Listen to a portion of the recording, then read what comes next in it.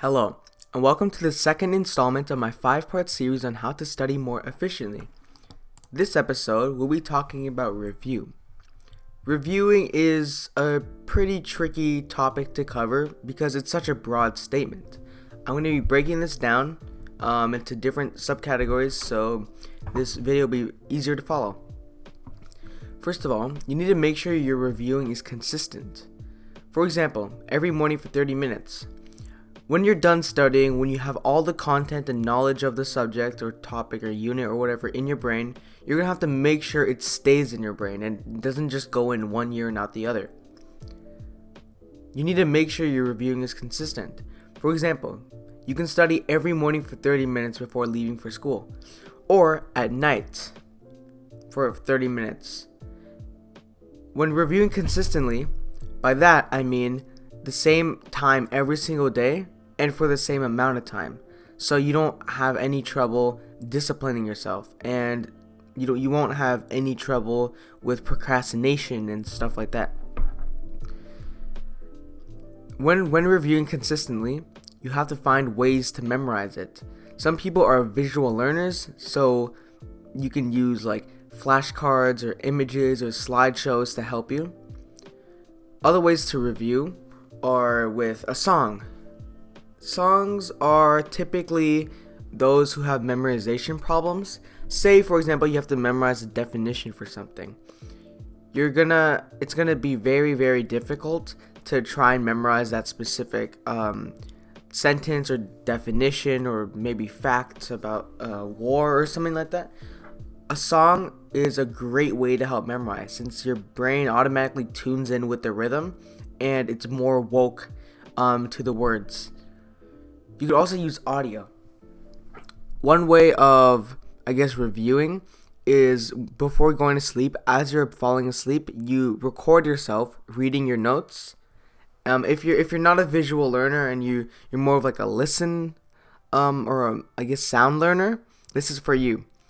So you record yourself reviewing the notes, reading over everything you need to know for the test or exam, and then you play back to you when you're, working out or going to sleep or eating or something like that. So it's constantly just being fed into your mind and literally just ingrained in your brain.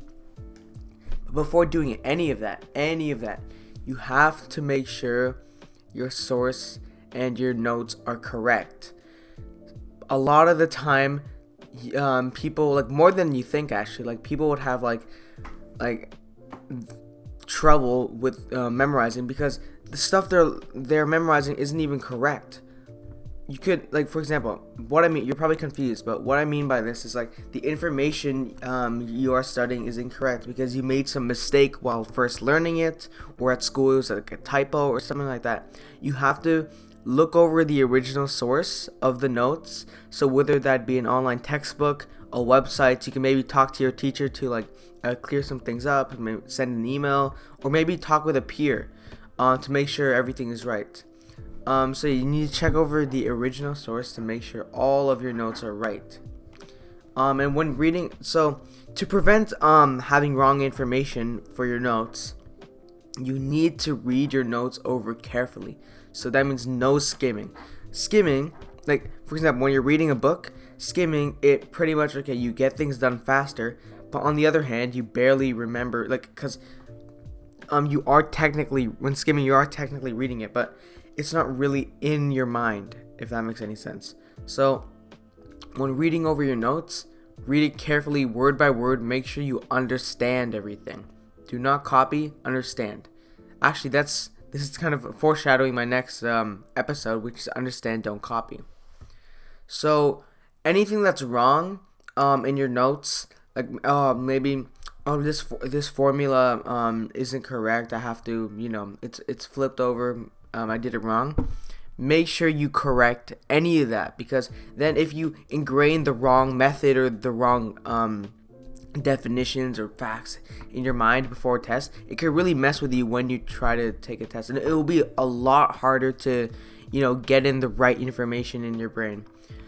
Correct anything that's wrong. So as I said before, look over your original source, ask a teacher, and stuff to make sure everything's right. So yeah, so when you're studying, don't just put down your notes and get away for the rest of the day. Review for a small time each day to really ingrain the notes into your brain for a test or exam. So like I said earlier, make sure your reviewing is just constantly just consistent. The same time every day, for the same amount of time, if that makes any sense.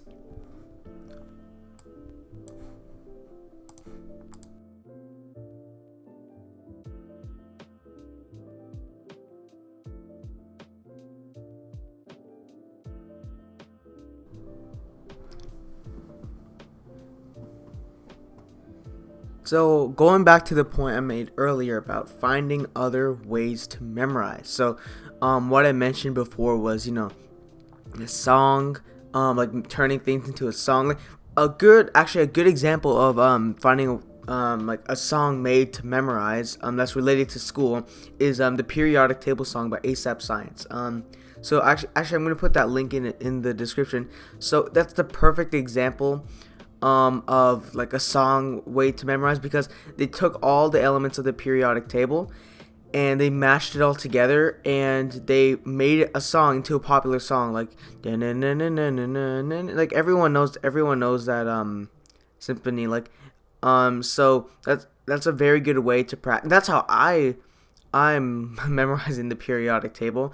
And in that song they used like they also talked about some things they did, like fluorine for your pretty teeth. So they put fluorine in toothpaste, neon to that light up the sign, sodium for salty times. Like that's a good thing.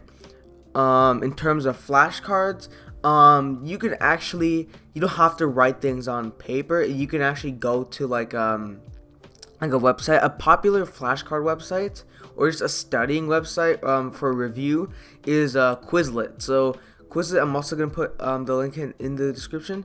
So Quizlet is where you can type in like answers to like maybe definitions, or like maybe math and stuff. I don't know. So math, science, I don't know, stuff like that. Just so it can help you review better. It has flashcards, it has quiz. It turns all of those answers and stuff into a game, like a meteorite thing. And yeah. In terms of images, you could use like Google Slides to like, or maybe you could just use the flashcards too. Like anything works. Like if you're a visual learner and you have to see things to memorize, images or using images or like a slideshow to help you is very good. You just have to trust the process. Honestly, like some people they start trying to memorize things and they just give up because right off the bat they're not like actually learning anything, and like all the information is going in one ear not the other.